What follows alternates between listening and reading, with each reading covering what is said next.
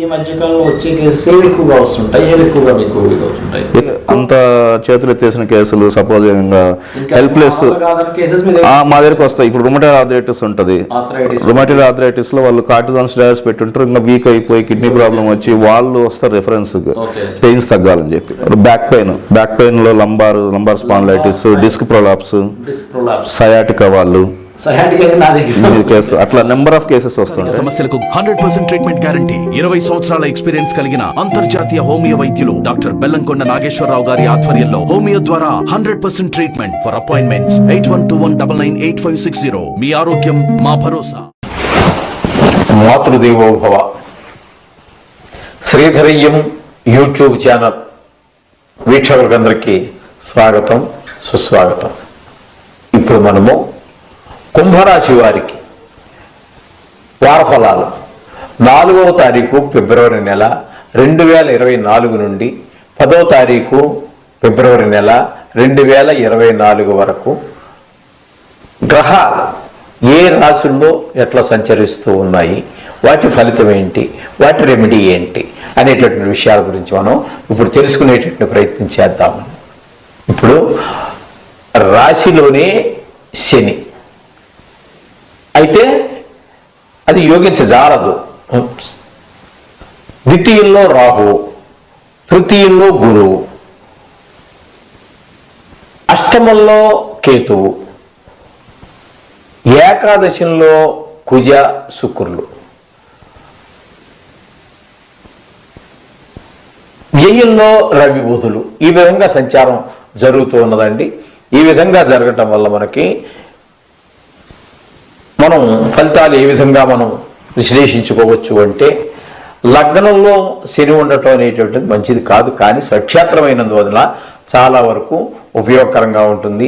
కొద్దిపాటి లగ్నంలోనే శని ఉండాడు కాబట్టి కాస్త బద్ధకం ఎక్కువగా ఉండటము, ప్రతి పని చేద్దాంలే చూద్దాంలే అన్నట్టుగా జరగటము, ఈ విధమైనటువంటివన్నీ కూడా మనకు జరిగే అవకాశం ఉన్నది.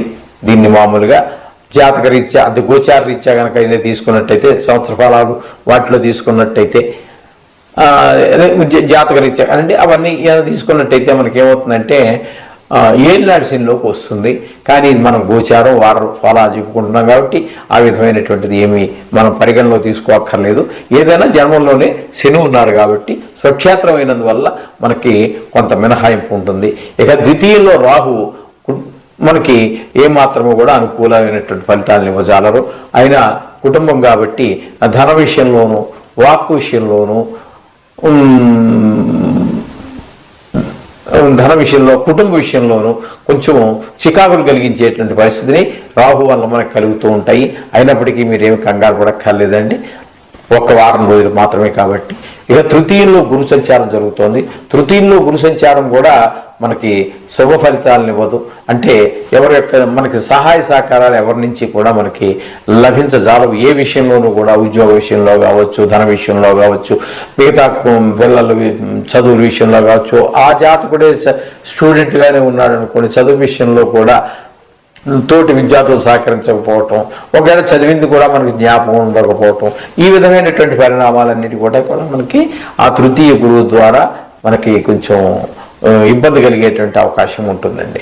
ఇక పోయినట్టయితే అష్టమంలో కేతు సంచారం జరుగుతోంది. అష్టమంలో కేతు సంచారం కూడా మనకు సుఫలితాలు ఇవ్వజాలదు.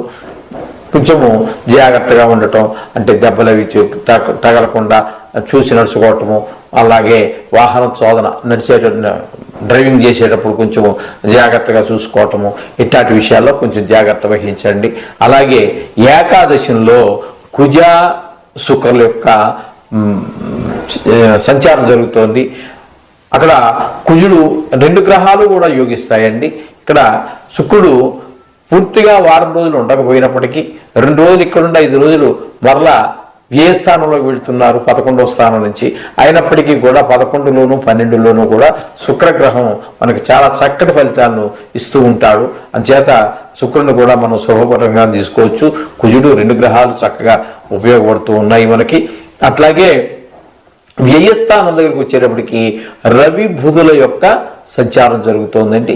ఈ రవి బుధుల యొక్క సంచారం వల్ల మనకి ఏం జరుగుతుంది అంటే, ఈ రవి వ్యయంలో మనకి అంత శుభ ఫలితాలు ఇవ్వజాలరు, అలాగే బుధుడు కూడా మనకి శుభ ఫలితాలను ఇవ్వజాలరండి వ్యయంలో ఉండడం వల్ల. అందుచేత ఆరోగ్య విషయంలో కానీ బుద్ధి విషయంలో కానీ కొంచెం జాగ్రత్తగా, అంటే మాట విషయంలో, బుద్ధి విషయంలో అంటే మాట విషయంలో చూసుకోండి, వ్యాపార విషయంలో చూసుకోండి. అందుచేత బుధుడిని కూడా కొంచెం మన శుభ ఫలితాలు ఇవ్వజాలరు, రవి బుధుడు ఇద్దరు కూడా ఇవ్వజాలరండి. అందుచేత వీరికి మనకి చెప్పుకోవాలి అన్నట్టయితే, మనకి శని స్వక్షేత్రంలో ఉండటము, కుజ శుక్రులు 3 గ్రహాలు మనకు అనుకూలంగా ఉన్నాయి, మిగతా గ్రహాలు ప్రతికూలంగా ఉన్నాయి. అందుచేత కొంచెము ఈ వారం మిగతా వారాలతో కనుక మీరు కంపేర్ చేసుకున్నట్టయితే ఈ కుంభరాశి వారికి ఈ వారం కొంచెము మిగతా వారాల కంటే కొంచెం చిన్నపాటి ఇబ్బంది కలిగించేటటువంటి అవకాశం ఉన్నది. అందుచేత మీరు మామూలుగా మనం చెప్పుకుంటున్నట్టుగానే నవగ్రహాల యొక్క శ్లోకాలు చదువుకోండి, మిగతా మీరు నిత్యం పూజించేటటువంటి దేవుని కూడా పూజించుకోండి. దానికి దీనికి సంబంధం లేదు. ఈ నవగ్రహాలు ప్రత్యేకించి మన దోషాలు తొలగించడానికి, మన బాగున్నటువంటి గ్రహాల యొక్క పరిస్థితి మరింత దిగులుకృతం చేయడానికి మనకు ఉపయోగపడుతూ ఉంటుంది. అందుచేత నవగ్రహాలను మాత్రం ఖచ్చితంగా చేసుకోండి. శుభం భూయాత్. శ్రీధరయ్యం యూట్యూబ్ ఛానల్ వీక్షకులందరికీ కూడా స్వాగతం, సుస్వాగతం. ఈ రోజున మనం 4/2 అంటే ఫిబ్రవరి 2024 నుండి 10వ తారీఖు 2వ నెల ఫిబ్రవరి 2024 వరకు వార ఫలితాలు, మేషరాశి వారికి వార ఫలితాలు ఎలా ఉన్నాయి, గోచారం ఎట్లా ఉంది, ఆ గోచారం వల్ల వచ్చేటటువంటి ఫలితం ఏంటి, ఆ ఫలితాల వల్ల మనం ఏ విధమైనటువంటి జాగ్రత్తలు తీసుకోవాలి, ఏ విషయాల్లో అప్రమత్తంగా ఉండాలి, ఏ విషయాల్లో కొంచెము అటు ఇటు ఉన్నప్పటికీ పర్వాలేదు అనేటటువంటి విషయాన్ని మనం తెలుసుకోకపోతున్నాము. కేవలం గోచారం మాత్రమే ఇది. జాతకాలతో అనుసంధానం చేసుకోండి, మీకు చక్కటి ఫలితాలన్నీ కూడా మీకు తెలిసి వస్తాయి, కలిసి వస్తాయి. దాని ప్రకారంగా మొత్తం అప్పుడు మనం పూర్తి పరిష్కారాలు చేసుకోవడానికి అవకాశం ఉంటుంది. ఇప్పుడు మేషరాశి వారికి జన్మంలో అంటే రాశిలోనే గురువు ఉన్నారు, అట్లాగే షష్టమంలో కేతు యొక్క గ్రహ సంచారం జరుగుతున్నదండి. అట్లాగే భాగ్యస్థానంలో కుజ సంచారం జరుగుతోంది. అయితే ఈ కుజుడు 6వ తారీఖు వరకు మాత్రమే మనకి ఇక్కడ భాగ్యంలో సంచారం జరుగుతున్నది, అంటే ఇక్కడ ధనుసు రాశిలో సంచారం జరుగుతున్నది. తదుపరి ఆయన మకరంలోనికి ప్రవేశిస్తారు. అప్పటి నుంచి కొంచెం ఫలితాలు మారేటటువంటివి అవకాశం ఉన్నది. అంటే 9 అంటే మనం చెప్పుకునేదే 10వ తారీఖు వరకు. కాబట్టి 9వ తారీఖు 10వ తారీఖు 2 రోజులు మాత్రం ఆయన మకరంలో సంచారం జరుగుతూ ఉంటుంది. అయినప్పటికీ కూడా పెద్ద తేడా ఏమీ కనబడదండి. కుజుడు 9 భాగ్యంలోనూ శుభ ఫలితాలను ఇవ్వజాలడు, అట్లాగే 10లో సంచారం కూడా మనకి శుభ ఫలితాలను ఇవ్వరు. దాని గురించి కూడా పెద్దగా పట్టించుకోవాల్సిన పని లేదు. ఇకపోతే ఈ భాగ్యంలోనే మనకి శుక్రుని యొక్క సంచారం కూడా జరుగుతోందండి. శుక్రుని యొక్క సంచారము మనకి అది కూడా మనకి అంతగా ఫలితాలను ఇవ్వజాలదండి. శుక్రుడు సంచారం కూడా గోచారంలో సుఫలితాలు ఇవ్వజాలదు. దశమంలో రవి బుధ 2 గ్రహాల యొక్క సంచారం జరుగుతున్నది.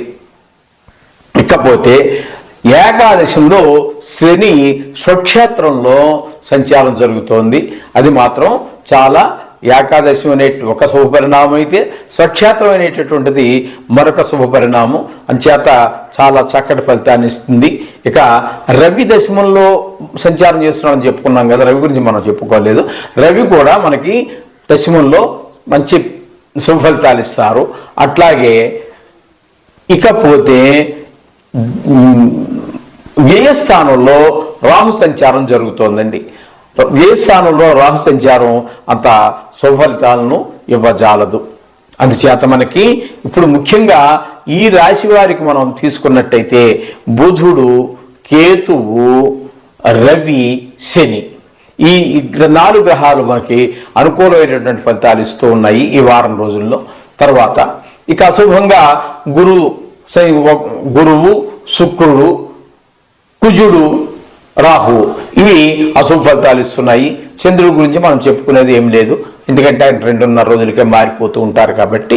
అందుచేత మనకి 4 గ్రహాలు అటున్నా 4 గ్రహాలు ఇటు ఉన్నాయి.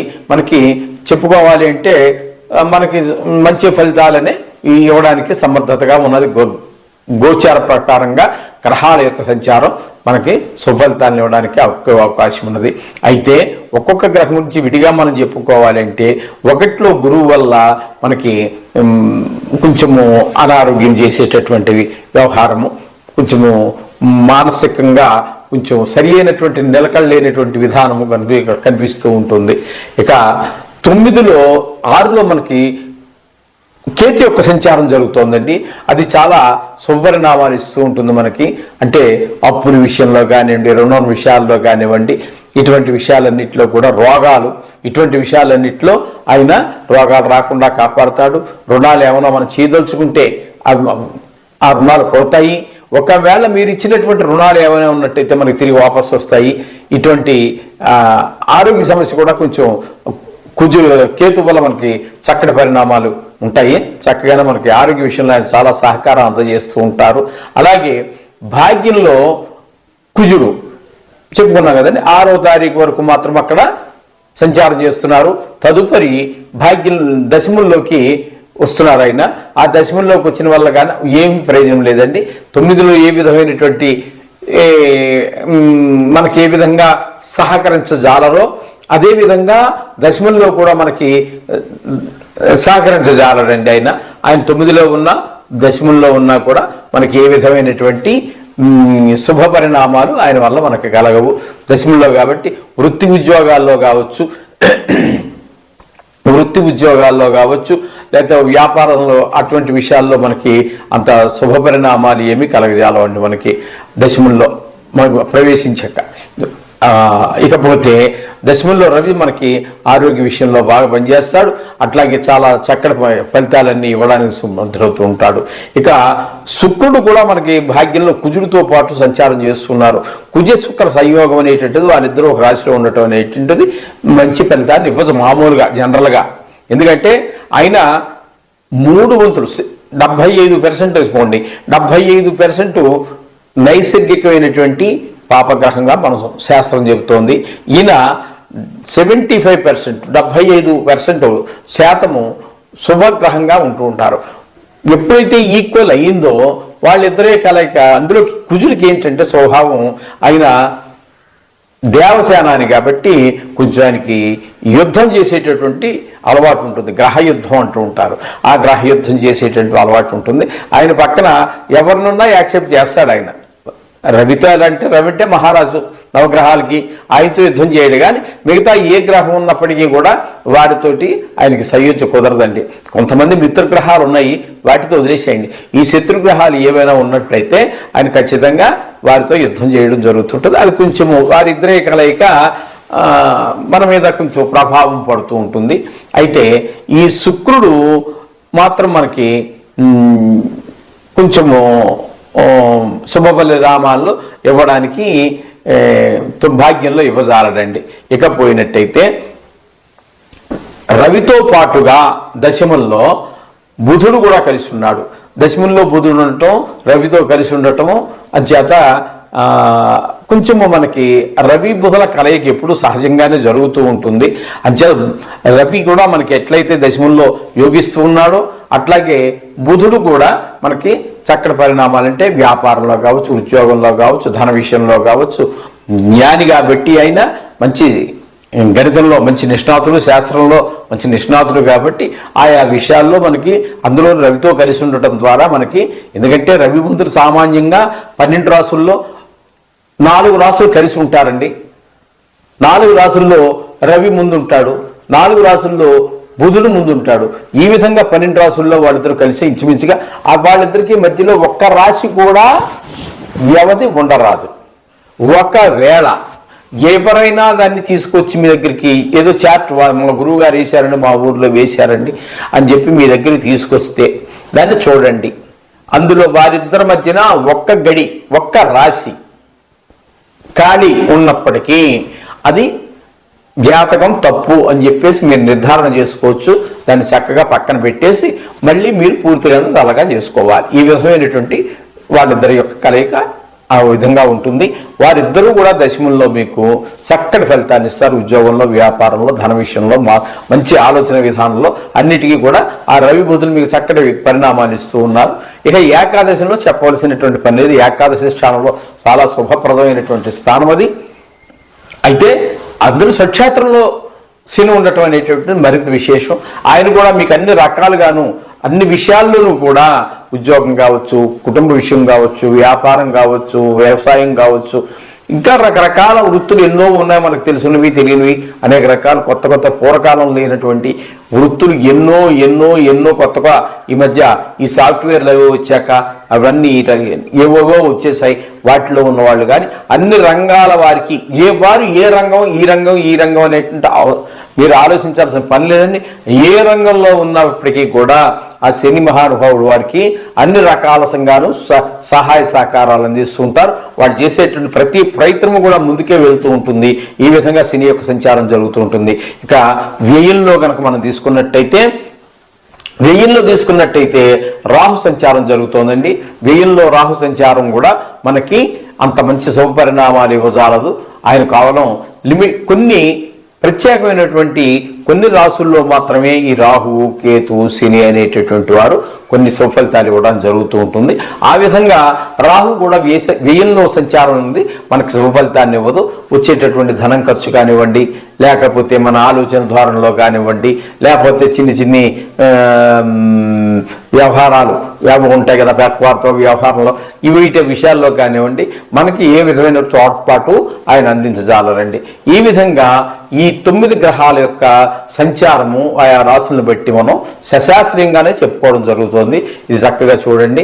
అయితే వీటికి మనకు సహకరించేటటువంటి గ్రహాలకి కానీ సహకరించినటువంటి గ్రహాలకు కానీ అన్నిటికీ పనికొచ్చేటటువంటి రెమెడీ ఏమిటి అంటే ప్రతిరోజు ఈ నవగ్రహ జపం, నవగ్రహాల యొక్క శ్లోకాలు చదువుకోండి.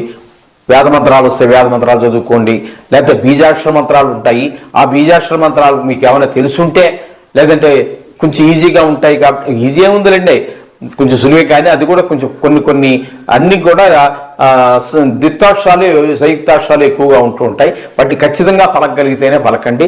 లేకపోతే కొన్ని ఈ బీజాక్షరాలు మిగతా వాటికంటే స్పీడ్గా పనిచేసినప్పటికీ మనం ఏమాత్రం తప్పుగా పలికినప్పటికీ కొంచెము వ్యతిరేక ఫలితాన్ని ఇచ్చేట అవకాశం ఉంటుంది. అందుచేత ఖచ్చితంగా దీన్ని మనం ఉన్నట్టు పలకగలము అనుకుంటేనే బీజాక్షరాల దగ్గరికి వెళ్ళండి. లేదంటే దాన్ని వదిలిపెట్టి మామూలు మన శ్లోకం ఉంది కదండి, ఆ శ్లోకాలు చదువుకోండి. అలాగే మీ ఇష్టదైవాన్ని ప్రార్థించుకోండి. ఈ విధంగా జరిగినట్టయితే అంతా మీకు శుభమే జరుగుతుంది. దీని గురించి భయపడక్కర్లేదు. జాతకంతో పాటు అనుసంధానం చేసుకోండి. శుభం భూయాత్.